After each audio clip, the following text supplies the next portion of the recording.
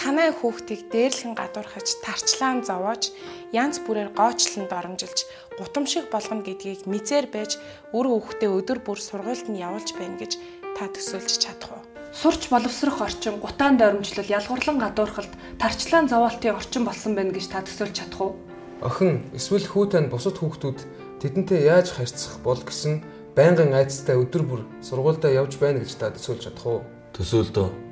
Учир нь Монголын олон лесбиан, гей, бисексуал, трансгендер оюутан сурагчид өдөр тутам ийм нөхцөл байдал сурч боловсарч байна. Монгол улс дээр байгаа ерөнхий боловсролын сургуулиуд болон ихтэй сургуулиудаар ялгуурлан гадуурхалд газар авсан байна. Тоолж баршгүй олон мянган анги, танхимд хүүхд, залуучууд хил ам бие махбодын гутаан доромжлолын эц төсвөлгүй тойрогт шүд зүүн чимээгүй зовсоор. Сургууль нь хүүхэд залуучуудын гэгэрэх, боловсрох зан үйл төлөвшөх орчин байх ёстой. Бид манай орны бүх ерөнхий боловсролын сургуулиуд, ихтэй сургуулиудад үүрэлсэн ялгуурлан гадуурхалтаас нүүр бууруулах ёсгүй. Боловсролын байгууллагыг аюулгүй болгож хүүхэд бүрийг өсч дэвжих орчноор хангах цаг болсон. Өөрчлөлт хийх цаг болсон. Ингэх ёстой. Бидний үр хүүхэд, бидний ирээдүй. Бүх хүний эрхийг дээдлэн хүндэтгэхийг хангая. Ялгуурлан гадуурхалтын эсрэг хуультай болъё.